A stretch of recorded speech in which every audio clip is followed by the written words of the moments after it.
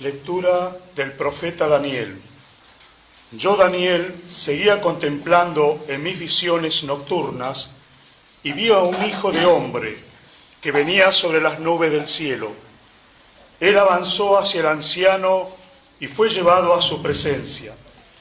Entonces le fue concedido el dominio, la gloria y el imperio, y lo sirvieron todos los pueblos, naciones y lenguas.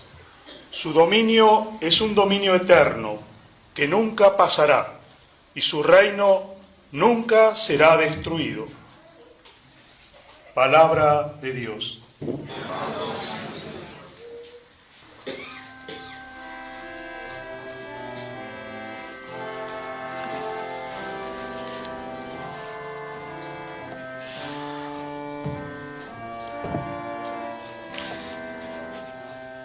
Reina el Señor, alégrese la tierra. Reina el Señor, alégrese la iglesia.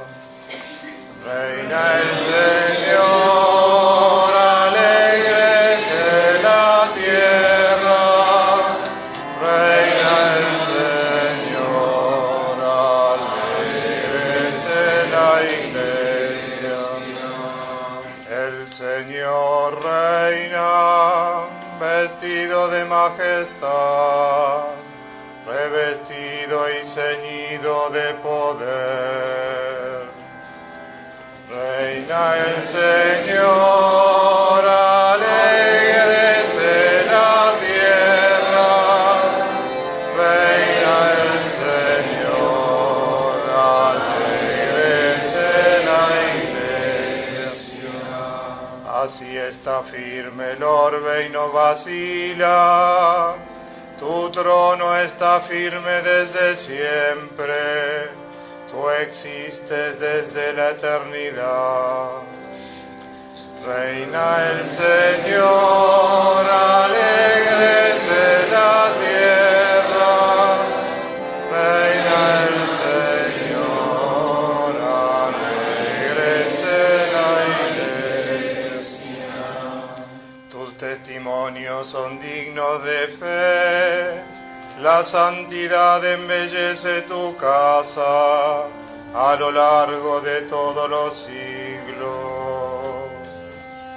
Reina el Señor, alégrese la tierra.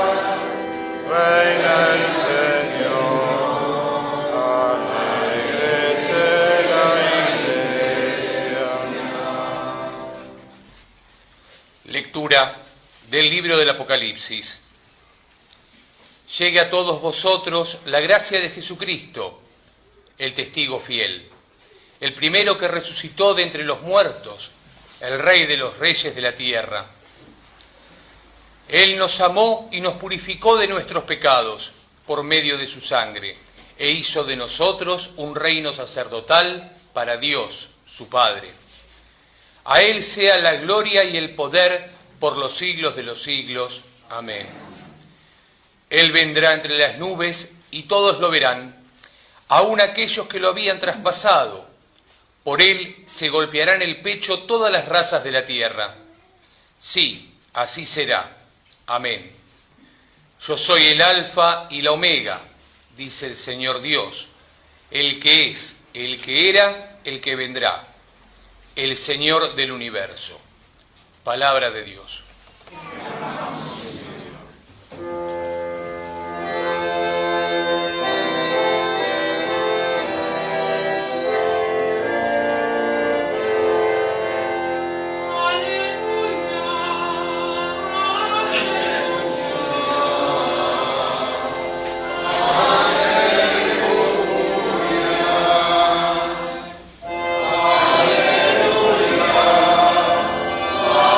Aleluya.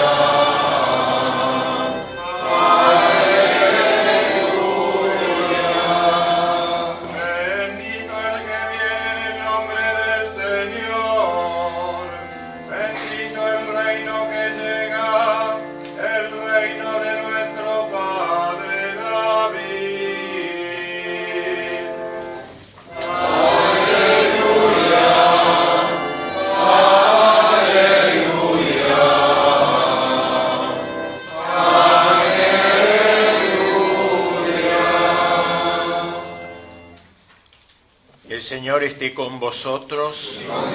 Lectura del Santo Evangelio según San Juan. En aquel tiempo Pilato dijo a Jesús: ¿Tú eres el rey de los judíos? Jesús respondió: ¿Dices esto por ti mismo u otros te lo han dicho de mí? Pilato respondió: ¿Acaso soy yo judío? Tus compatriotas y los sumos sacerdotes te han puesto en mis manos. ¿Qué es lo que has hecho? Jesús respondió: Mi reino no es de este mundo. Si mi reino fuera de este mundo, mis partidarios habrían combatido para que yo no fuese entregado a los judíos. Pero mi reino no es de aquí. Pilato le dijo: ¿Entonces tú eres rey? Jesús respondió: Tienes razón, yo soy rey. Para esto he nacido y he venido al mundo, para dar testimonio de la verdad. El que es de la verdad, escucha mi voz. Palabra de Dios.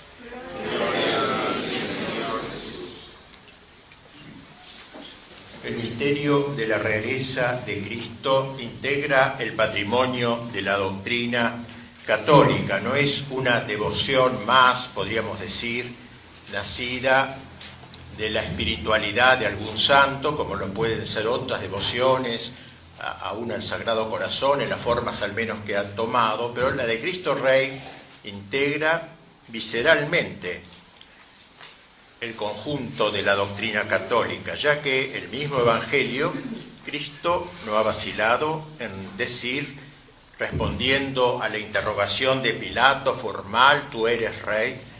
Tienes razón, yo soy rey, para esto he nacido y he venido al mundo. Yo soy rey, pues, pero no solamente yo soy rey, sino para esto he nacido. Es decir, que todo el misterio de la encarnación del Verbo tuvo por finalidad ser rey. Cristo ha venido para ser rey. Para esto he nacido, para esto he venido al mundo. Y el mismo Evangelio se encarga de decirnos hasta dónde llega esta realeza de Cristo. Cristo ha querido ser rey en dos grandes ámbitos. El primer ámbito es el ámbito individual. Él dijo: mi reino está dentro de vosotros. Es decir, Cristo quiere que cada uno de nosotros le ofrezca su interior para que en él pueda desplegarse el trono de su realeza, que reine sobre nuestra inteligencia, sobre nuestra voluntad, sobre nuestros afectos, sobre nuestros criterios, nuestras indignaciones, sobre todo lo que brota de nosotros. Quiere ser rey. Mi reino está dentro de vosotros. Pero no es este el único lugar donde Cristo ha querido hacer efectiva su realeza, sino también en el ámbito social, en el ámbito exterior, en el ámbito temporal, porque como bien decía Pío XI al instaurar esta fiesta como consecuencia de la encíclica Quas Primas, que trata sobre la realeza de Cristo, no porque los hombres estén en la sociedad se independizan de ese Cristo al cual están sujetos en su vida individual.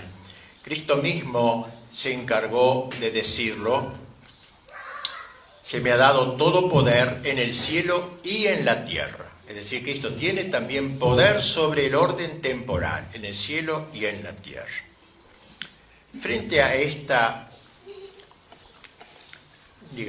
explicación del ámbito de la realeza de Cristo, debemos agregar dos grandes actitudes del mundo frente a lo que Cristo ha afirmado. La primera se puede basar en aquella frase que encontramos en una de las epístolas de San Pablo, donde dice: es necesario que Cristo reine. Es decir, hay que hacer efectiva esta realeza de Cristo en los corazones y en las sociedades. Es necesario que Cristo reine. Es como un grito que está en el espacio, digamos así, que en cada época de la historia hay alguien que se apodera de ese grito para tratar de hacerlo efectivo y real en la sociedad y en los corazones. Es necesario que Cristo reine. Pero hay otro grito Un grito siniestro y contrario que profirieron por primera vez los judíos enemigos de Cristo cuando en una de las parábolas Cristo los presenta a ellos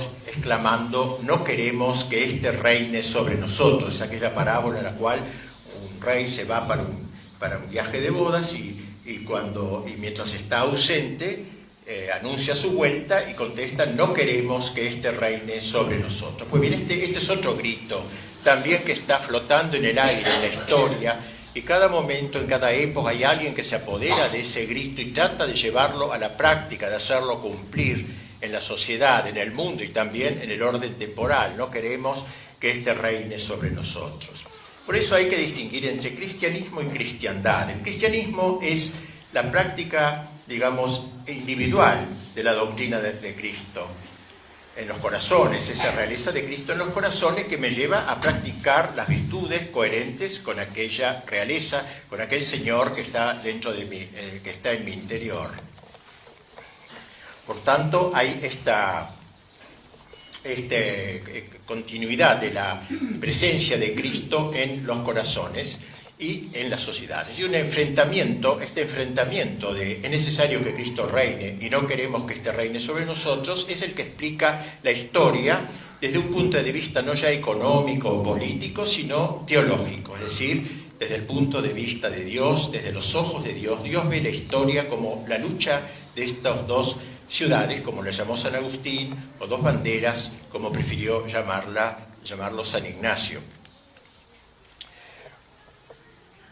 El cristianismo, decíamos, es la práctica en el orden individual, y la cristiandad es cuando el Evangelio impregna el orden temporal. Pues bien, si vemos rápidamente la historia, vemos que al comienzo hubo cristianismo y no hubo cristiandad. Bajo las persecuciones del Imperio Romano, obviamente, había cristianismo porque había muchos cristianos en cuyo corazón reinaba Jesucristo, héroes, mártires también. Pero no había cristiandad porque el Evangelio no podía impregnar el orden temporal. La política estaba en manos de poderes adversos, la economía y todo el resto estaba en manos de una visión pagana. Pero poco a poco se fue caminando hasta lograr, luego de trabajosos esfuerzos, instaurar la cristiandad, es decir, la impregnación temporal del Evangelio, que se expresó en todos los ámbitos en aquella época, que se ha dado en llamar a veces Edad Media, sobre todo, pero puede darse en otras cristiandades, esa cristiandad en la cual la política reconocía a Jesucristo, el rey era un vicario de Cristo en el orden temporal, el arte reconocía al Cristo, el más bello de los hijos de los hombres, y se levantó ese arte románico, gótico de las iglesias, pero también el arte civil, tan impregnado de espíritu evangélico. Se impregnó el orden del trabajo con las corporaciones medievales, el orden de la economía, el orden de la guerra, con la aparición de la figura del caballero y de la fuerza armada puesta al servicio de la verdad desarmada. Es decir, hubo una época, como luego diría León XIII, muchos siglos después, hubo una época en que coexistía el orden temporal y el orden sobrenatural en armoniosa concordia. Ese tiempo duró unos 300 años, pero al acabar comienza el otro grito. Hasta ahora es necesario que Cristo reine, y de hecho pudo reinar, con todas las deficiencias inherentes a las obras humanas, que obviamente las hubo también entonces. Sin embargo, en líneas sustanciales, Cristo era considerado el Señor durante toda esa época. Desde el fin de la cristiandad comienza un proceso de descristianización creciente y ordenada. La negación de la Iglesia primero, la negación de Cristo como Dios segundo, la negación de Dios como en absoluto tercer paso bajo el marxismo sobre todo, y estamos ahora en la época de la globalización, del nuevo orden mundial, que es como la cosecha de todo este largo proceso de revolución anticristiana que ha ido liquidando paso a paso la cristiandad. Es decir, el mundo ha dicho: no queremos que Cristo reine. Ahora triunfa ese segundo grito: no queremos que Cristo reine sobre las familias. De ahí viene todo el ataque del divorcio, del aborto, de los gays, todo lo que conocemos. Hay que liquidar, hay que erradicar a Cristo, hay que marginarlo de las familias. Cristo ha querido ser erradicado de la economía con el lucro, etcétera, la codicia instaurada casi como método económico. Cristo ha sido también expulsado del trabajo, del arte. Ya no hay esa belleza que eleva hacia lo alto, sino al contrario, esa belleza, esa falsa belleza que hacía que Platón echara de la ciudad a todos los cantores sensuales que tiraban para abajo al hombre que escuchaba esos cantos, esa música que ha destruido la armonía del más hermoso de los que debería expresar al más hermoso de los hijos de los hombres, como se lo ha llamado a Cristo. No queremos que este reine sobre la familia, y sobre todo sobre la política, que es quizá lo más importante en el orden temporal, ya que desde la política es donde se da forma a una nación determinada. Y hemos llegado luego de este largo itinerario a la destrucción práctica y total de la cristiandad, de todos los restos de cristiandad. ¿Qué queda? Queda el cristianismo, es decir, personas sueltas, no amparadas en un orden social, no vertebradas en una sociedad que reconozca a Cristo y que trata, sin embargo, de mantener la presencia de Cristo, el señorío de Cristo en su interior. Ahora el combate, pues, se entablará contra este último reducto de la realeza de Cristo. Mi reino está dentro de vosotros, hay que expulsar a Cristo del interior de los corazones, hay que conseguir la apostasía de los individuos, de las personas, para que no quede ni restos ni el recuerdo ni la tentación de Cristo y de Dios, que no se piense en ello como si no existiera realmente. Pues bien, nosotros vivimos en esta época que no debemos lamentar en exceso, porque Dios a cada uno lo pone en la época que ha soñado para él y para que realice las acciones, muchas, pocas o muchas, que pueda realizar en esa época, en medio de tantas dificultades